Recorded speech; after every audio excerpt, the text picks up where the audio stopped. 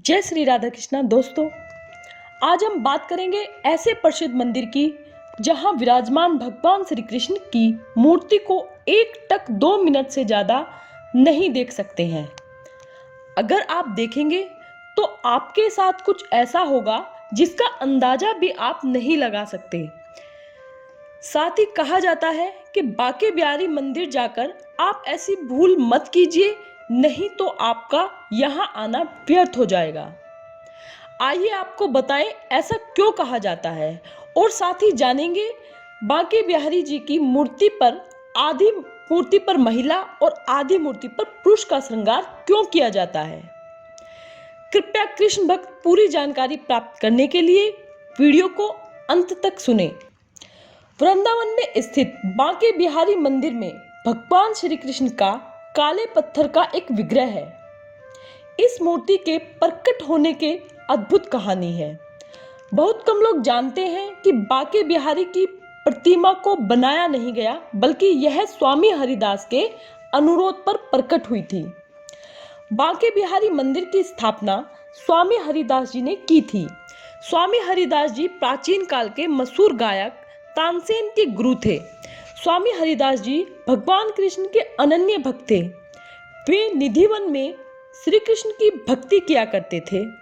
ऐसी मान्यता है, जब स्वामी हरिदास निधिवन में बैठकर गायन करते थे तो श्री कृष्ण उनके सामने आकर बैठ जाया करते थे और झूमने लगते थे।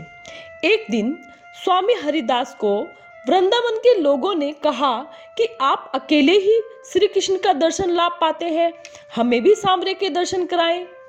तब स्वामी हरिदास जी ने राधा कृष्ण की आराधना की और लोगों की बात उनसे कही। आराधना के बाद जब उन्होंने आंखें खोली तो इस मूर्ति को अपने समक्ष पाया था। श्री कृष्ण जी ने स्वामी हरिदास जी से कहा, हम दोनों आपके साथ ही रहेंगे।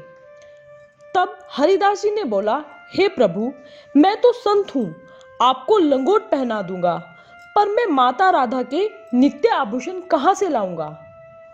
भक्त की बातें सुनकर भगवान मुस्कुराए और राधा कृष्ण की एक युगल जोड़ी प्रकट हो गई और विग्रह के रूप में वहां फिर से प्रकट हुए। हरिदास जी ने इस विग्रह को बांके बिहारी जी का नाम दिया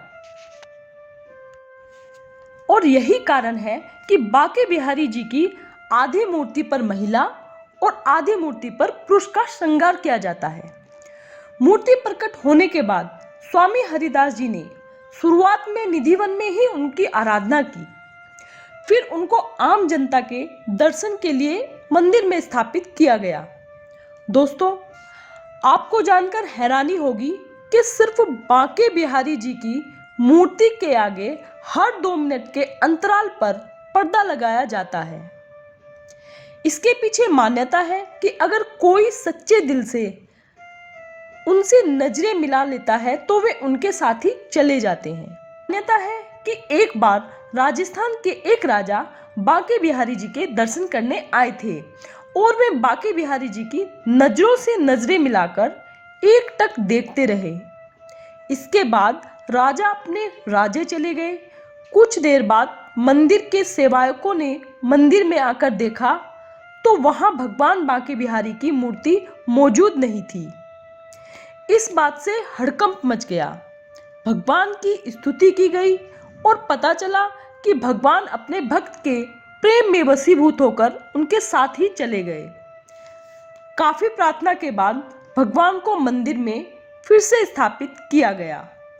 तब से यहाँ एक टक देखने की इजाजत नहीं दी जाती। वही मान्यता है कि बांके बिहारी भक्त की भक्ति से वशीभूत हो जाते हैं।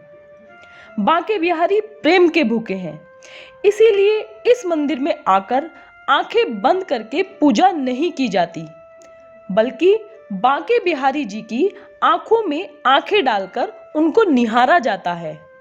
कहा जाता है कि बांके बिहारी जी की मूर्ति में ऐसा आकर्षण है जो भक्त को अपनी ओर खींच लेता है और भक्त की आंखों से आंसू झरझर गिरने लगते हैं।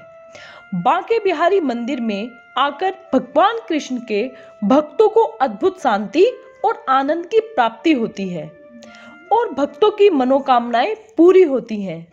भक्त भाग्य बिहारी के दर्शन के लिए जरूर जाएं। इसी तरह की अन्य जानकारी के लिए साथ में बने रहें। जय श्री कुंज बिहारी श्री हरिदास। जय श्री राधे कृष्ण।